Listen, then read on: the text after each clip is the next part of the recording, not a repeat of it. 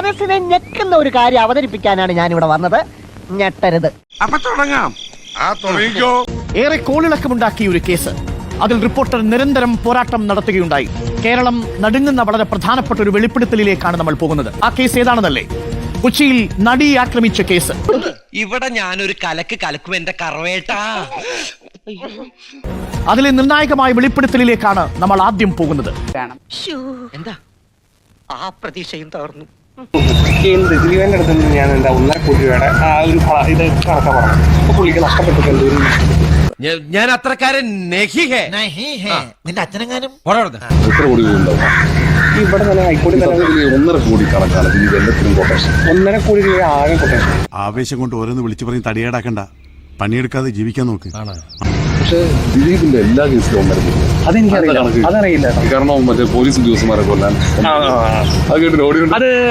വേണ്ടാത്ത പണിക്കൊക്കെ പോയി ചീത്തപ്പേരുണ്ടാക്കല്ലേ. ഈ 1.5 എനിക്ക് ഈ 1.5 കിട്ടുമെന്ന് പറഞ്ഞ കണക്കിൽ വന്ന് പുള്ളി മേടിക്കണ ഇതെന്ന് പറഞ്ഞു കഴിഞ്ഞാൽ ഈ 30 ദിവസം 60 ദിവസം ഈ പടത്തിന് ഇത് ചെയ്ത് കഴിഞ്ഞ് കഴിഞ്ഞാൽ ഒരു ടീമിന്റെ ഇന്ന് മേടിക്കുന്ന പൈസ എന്ന് പറഞ്ഞാൽ 2.5 കോടി രൂപ. നല്ലോണം കിട്ടിയല്ലേ? ഞാൻ നിന്നോട് അന്നേ പറഞ്ഞതാ. ടോട്ടൽ 1.5 കോടി. അതിനകത്ത് ഒന്നും കിട്ടിയില്ല. ഒന്നും കിട്ടിയില്ല. കിട്ടി. കുറച്ച് പൈസ 1.5 കോടി ഇല്ല വരെ. ഇല്ല. 1 കോടി വന്നു കഴിഞ്ഞാൽ ഒരു 80 ലക്ഷം അത്രയൊക്കെ ഉള്ളൂ. അത്രയേ ഉള്ളൂ തരാനുള്ളൂ. ഞാൻ എന്ത് പറയാനാ? എല്ലാം സംഭവിച്ചു പോയില്ലേ? ലജ്ജാവഹം. അത് തന്നാ മതിയായിരുന്നു.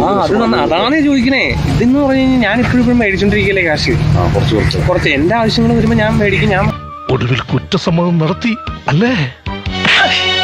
കോടിയുടെ കൊട്ടേഷൻ 80 ലക്ഷം ബാലൻസ് ഉണ്ട്. 80 എന്റെ അടുത്തേ ഉള്ളൂ. പിന്നെ കൂടുതലുമല്ല. അന്ന് അവര് അതിന് സെറ്റിൽമെന്റ് തയ്യാറായില്ല. അതിന് കയ്യിൽ നിന്ന് പോയി അതിൽ 7.5 കൊണ്ട് ഉള്ളിൽ കിടക്കണം. ഞാൻ തന്നെ എനിക്കതൊന്ന് കാണണം. ഇവിടെ മോല് കണ്ടോ? ഇതാ ഹൈലൈറ്റ്. എല്ലാവർക്കും സന്തോഷമായല്ലോ. എനിക്ക് സന്തോഷമായി. എല്ലാവർക്കും പിരിഞ്ഞു പോവാം. ഞാൻ പോകുന്നു. Bye bye.